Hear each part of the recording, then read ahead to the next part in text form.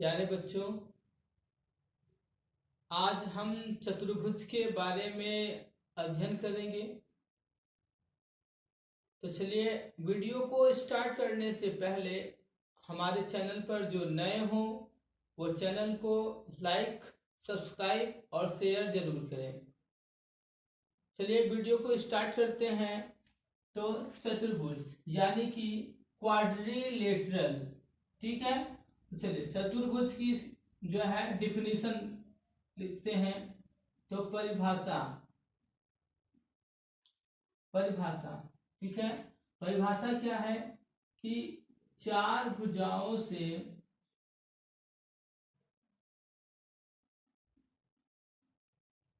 घिरी हुई बंद आकृति को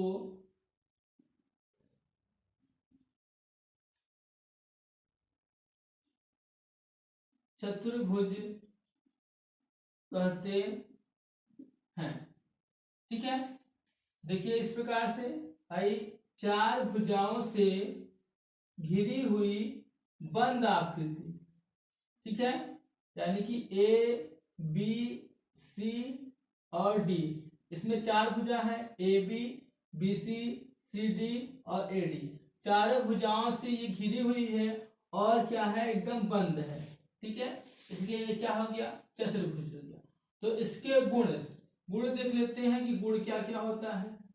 तो गुण यह होता है, इसमें जो है चार भुजाएं होती हैं, ठीक है ना। तो चार भुजाएं होती हैं, चार भुजा होती है, चार कोण होते हैं, ठीक है। चार शीर्ष बिंदु होते हैं, चार शीर्ष बिंदु तथा दो विकर्ण होते हैं, विकर्ण होते हैं, ठीक है। विकर्ण क्या क्या है, देखिए विकर्ण है आपका ए सी और बी डी, ठीक है। ये वही चतुर्भुज के जो गुण होंगे, ठीक है। और एक गुण और होता है, क्या होता है कि चतुर्भुज के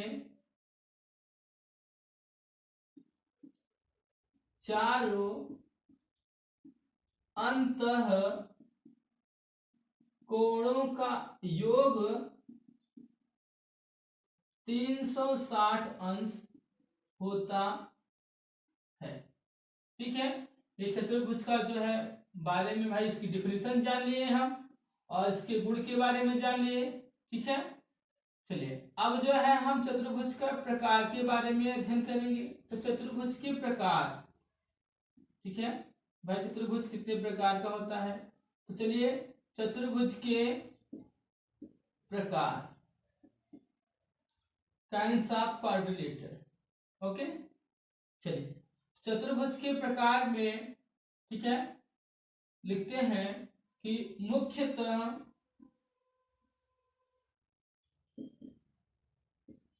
चतुर्भुज 6 प्रकार का होता है,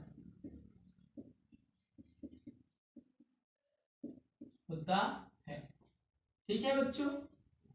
पहला नंबर आता है क्या, पहला नंबर आएगा जो है आयत। आयत को हम बच्चों बोलते हैं क्या, रेक्टेंगल, ठीक है। रेक्टेंगल, ठीक है। तो रेक्टेंगल जो है, चलिए आयत क्या है, इसकी डेफिनेशन देख लेते हैं। तो आयत यानी कि वह चतुर्भुज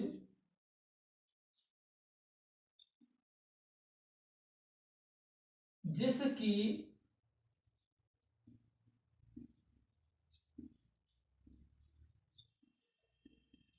सम्मुख भुजाएं बराबर हों तथा प्रत्येक कोण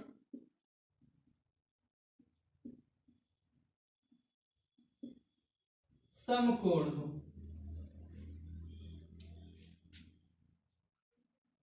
आयत कहलाता है। ठीक है, चलिए आर्क के बारे में जान लेते हैं। इसकी आकृति कुछ इस प्रकार से बनेगी बच्चों।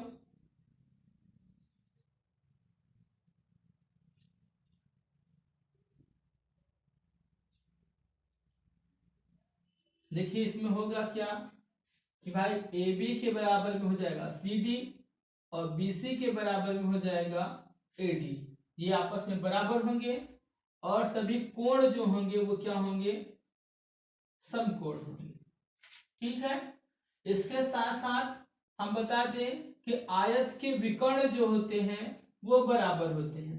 ठीक है, हम यहाँ पे लिख दे रहे हैं इसका जो और क्या होता है कि आयत के विकर्ण जो होते हैं, आयत के विकर्ण बराबर व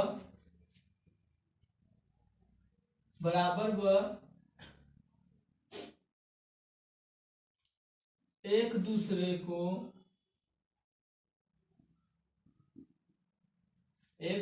को परस्पर समद्विभाजित भी करते हैं। ठीक है बच्चों, चलिए ये इतना हमने जान लिया। इसके बाद हम जो है दूसरे नंबर पे चलते हैं।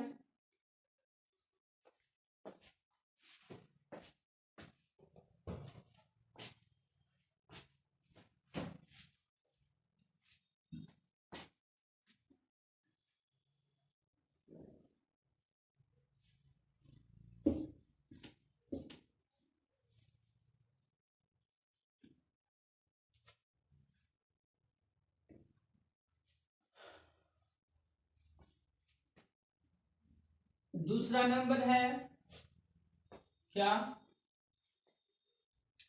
वर्ग, जिसको हम बोलते हैं क्या, स्क्वायर।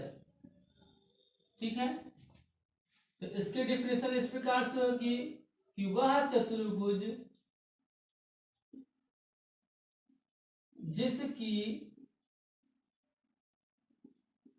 चारों भुजाएं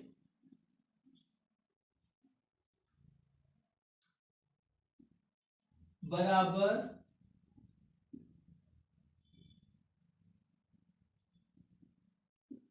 हो और प्रत्येक कोण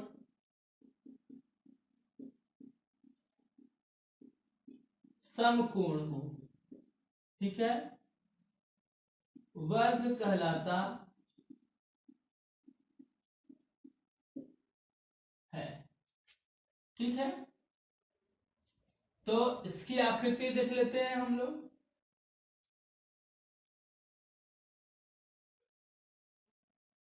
इसकी आकृति कुछ इस प्रकार से बनेगी।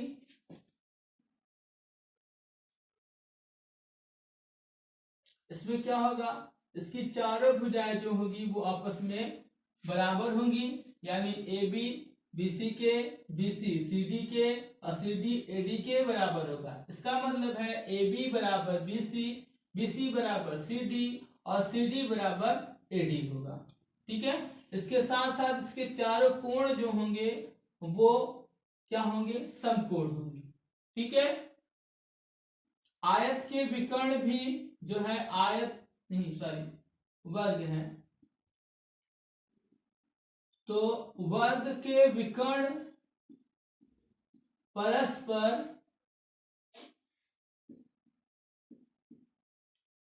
बराबर व एक दूसरे को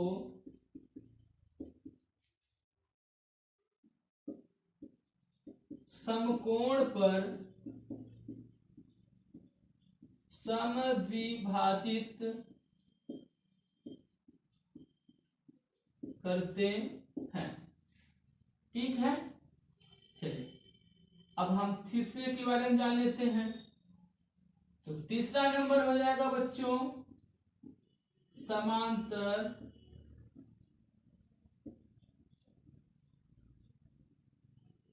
चतुर्भुज। ठीक है, जिसको हम अंग्रेजी में बोलते हैं क्या, पैरा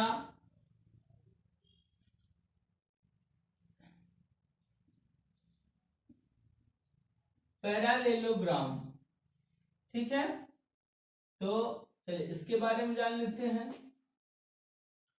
तो वह चतुर्भुज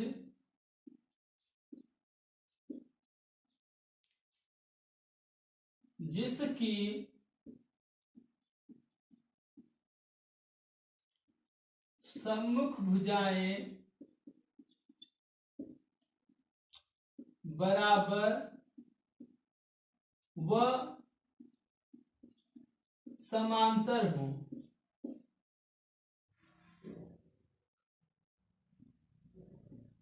समांतर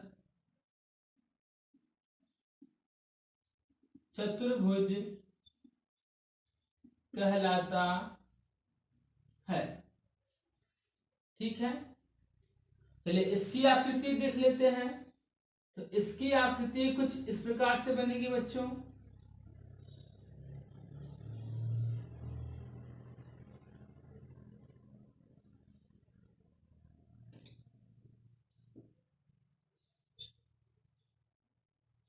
इसमें क्या होगा, ये भुजा AB जो है वो CD के बराबर वह समांतर होगी, और BC जो होगी वह AD के बराबर वह समांतर होगी। ठीक है, चलिए देख लेते हैं। इसका एक गुण यह भी है कि समांतर चतुर्भुज के विकर्ण परस्पर समद्विभाजित करते हैं। ठीक है, चलिए तीसरा हो गया।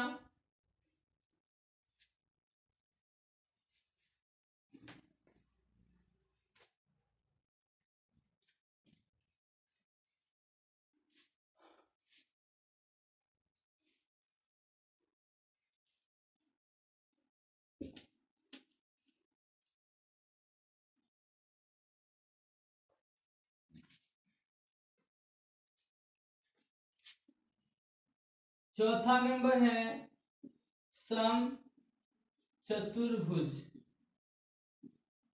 यानी कि रोम्बस। ठीक है, RHOMBUS, रोम्बस। ठीक है, चलिए रोम्बस के बारे में जान लेते हैं, यानी सम चतुर्भुज के बारे में। तो वह चतुर्भुज जिसकी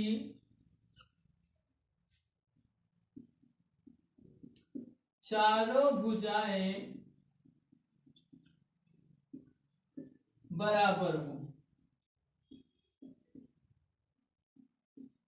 सम चतुर्भुज कहलाता है। ठीक है प्यारे बच्चों, इसकी आकृति कुछ इस प्रकार से बनेगी।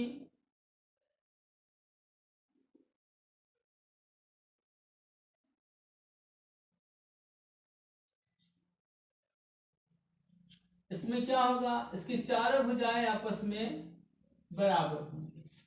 ठीक है, देखिए समचतुर्भुज के जो विकर्ण होते हैं,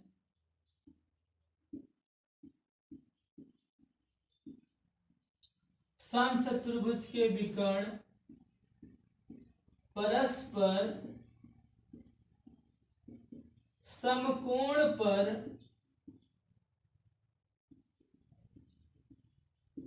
समद्विभाजित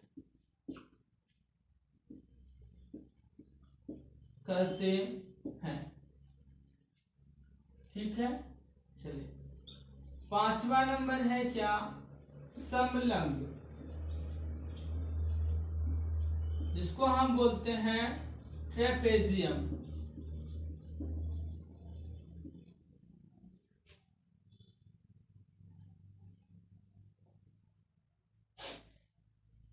चलिए इसके बारे में जानते हैं। वह चतुर्भुज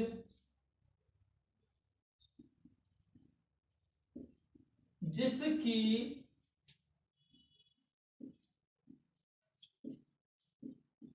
सम्मुख भुजाओं का केवल एक युग्म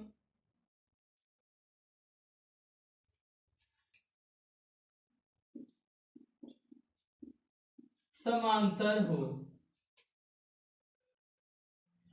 हो समलंब कहलाता है।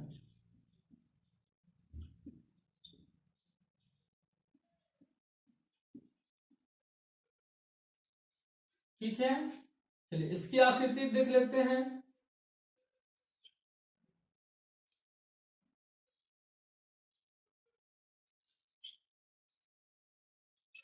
देखिए बच्चों, इसमें जो है ए बी जो है वो सी डी के समांतर है। ठीक है, चलिए लास्ट नंबर आपका है क्या? लास्ट नंबर है कि पतंग, यानी छठा नंबर, जिसको हम बोलते हैं काइट। वह चतुर्भुज जिसकी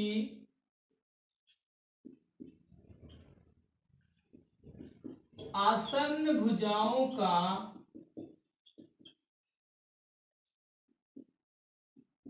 दोनों युग्म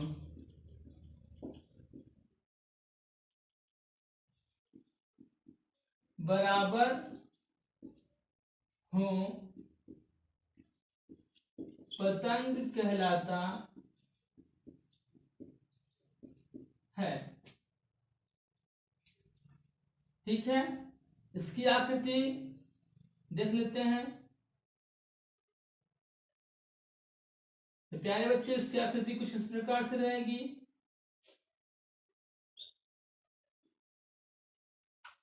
देखिए इसमें क्या होगा, ये इसके बराबर होगा और ये वाली भुजा इसके बराबर होगी।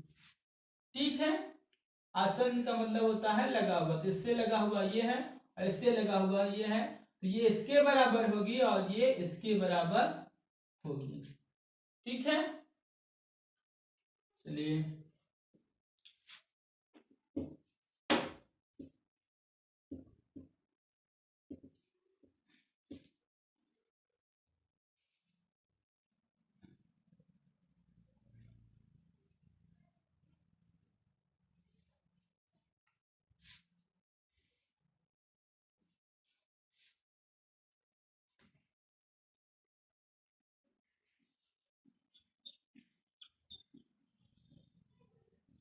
चतुर्भुजों का